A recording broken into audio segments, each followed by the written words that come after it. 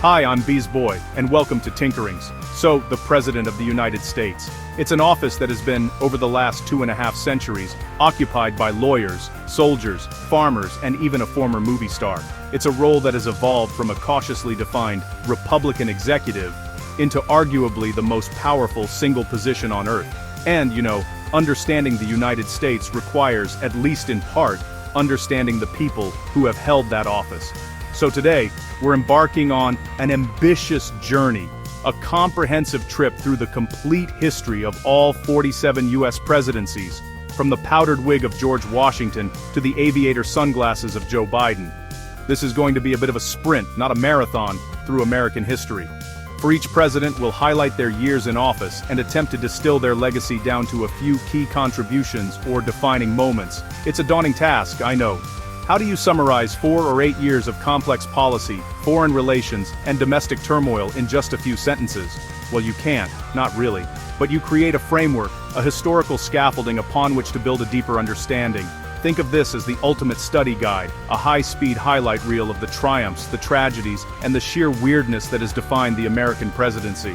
Our goal here is not just to list names and dates, but to trace the narrative of a nation through the lens of its leaders. We'll see how the very power of the office expanded, how crises from civil war to economic depression to global conflict forged new responsibilities for the president, and how each individual, with their unique strengths and flaws, left an indelible mark on the country.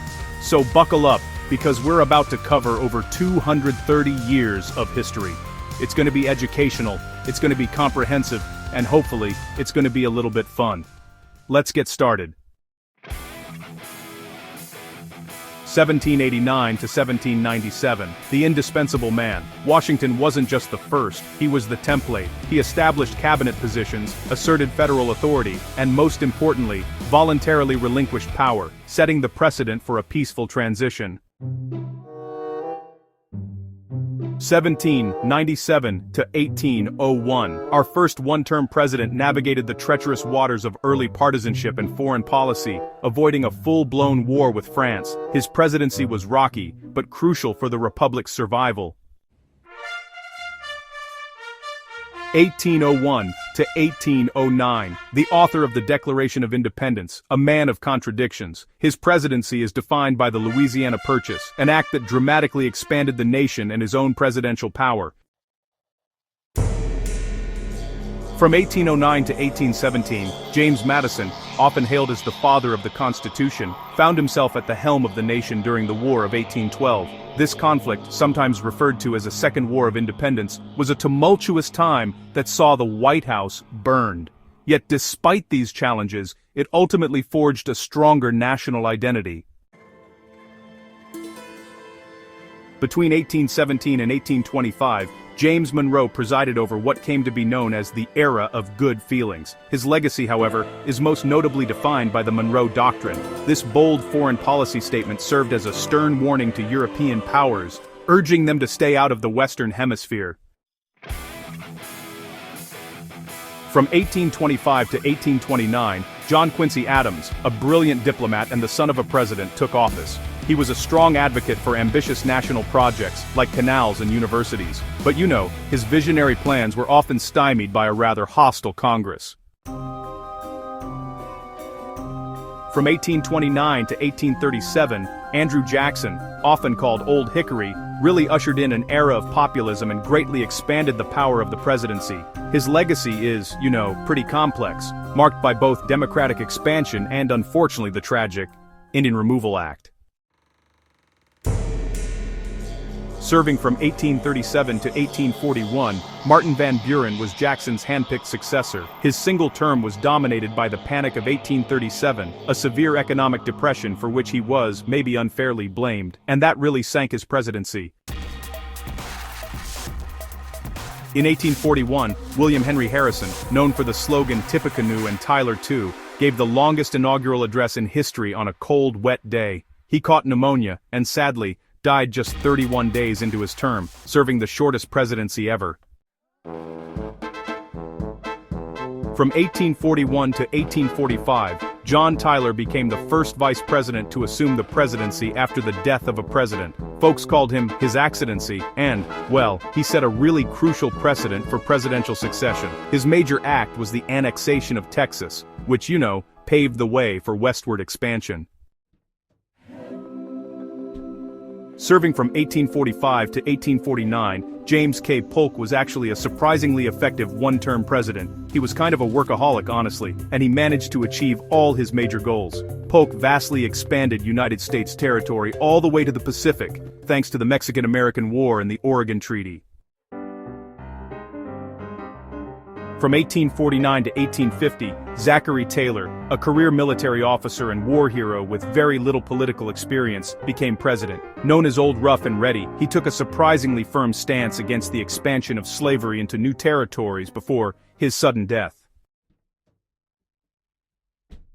So, from 1850 to 1853, Millard Fillmore, who was Taylor's vice president, took office. Fillmore's presidency is really defined by his support for the Compromise of 1850, which was a package of bills that, at least for a while, eased sectional tensions. But, it also included the very controversial Fugitive Slave Act.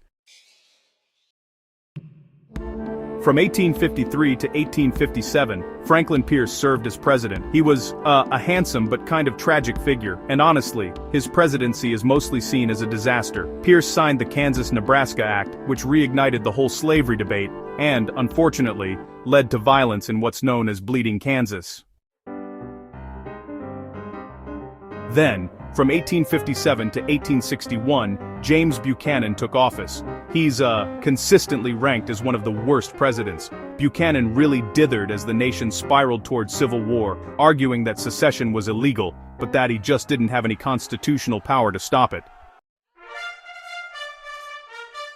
From 1861 to 1865, Abraham Lincoln led the nation through its greatest crisis, the Civil War. His leadership preserved the Union, and his Emancipation Proclamation began the process of ending slavery, fundamentally redefining the nation.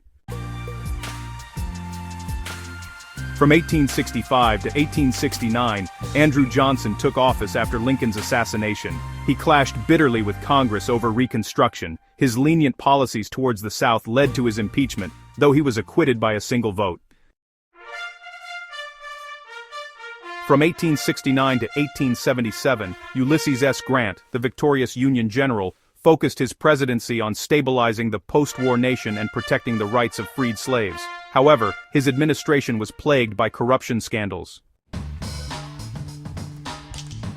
From 1877 to 1881, Rutherford B. Hayes began his presidency with the controversial Compromise of 1877, which, resolved a pretty disputed election. In exchange for the presidency, he withdrew federal troops from the South, effectively bringing Reconstruction to an end.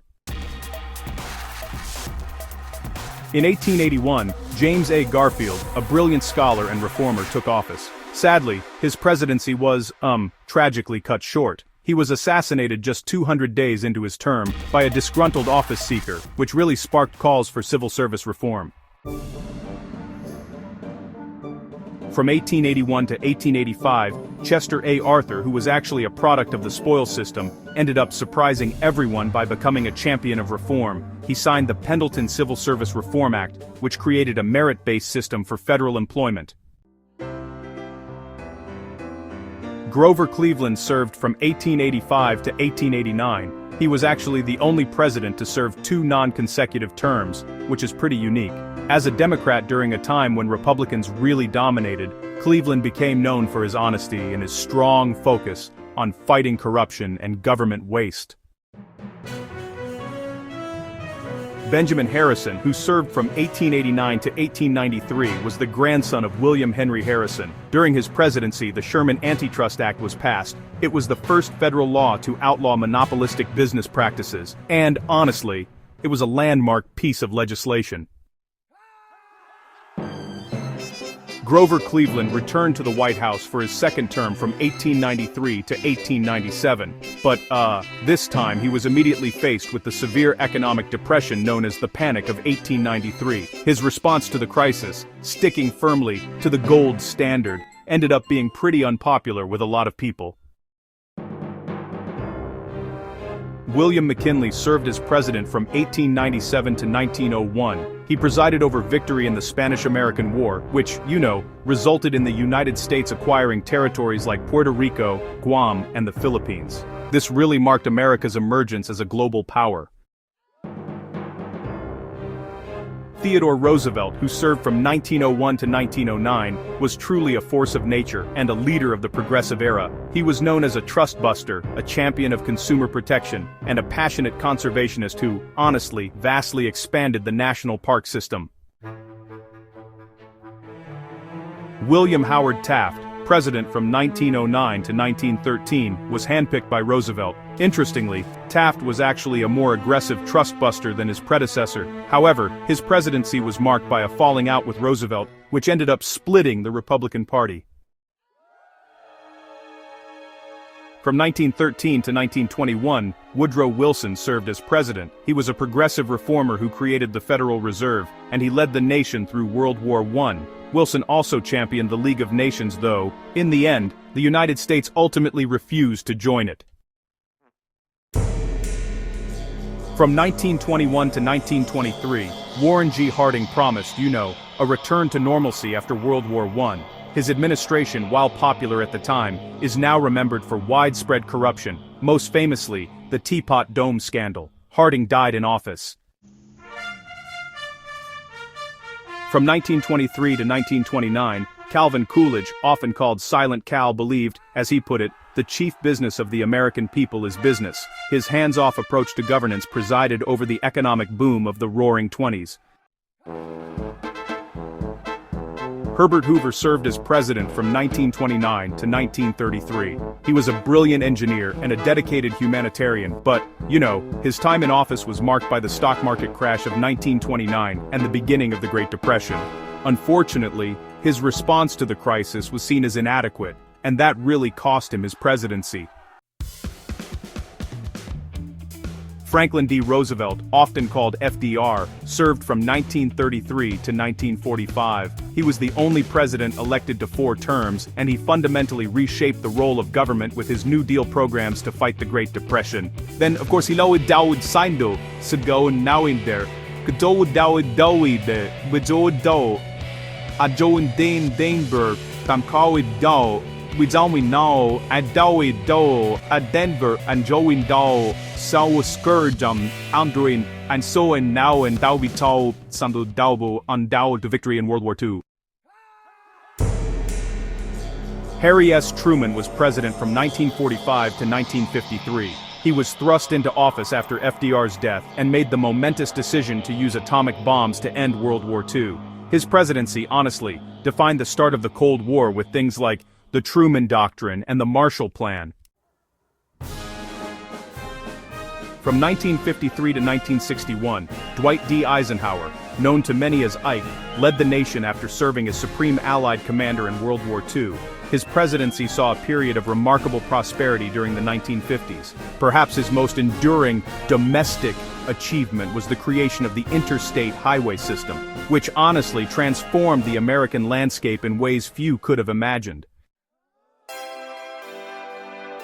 Serving from 1961 to 1963, John F. Kennedy's New Frontier really inspired a whole generation. His brief time in office was marked by intense Cold War tensions, including the Cuban Missile Crisis. He also established the Peace Corps, and set the ambitious goal of landing a man on the moon, which, pushed the nation to dream bigger.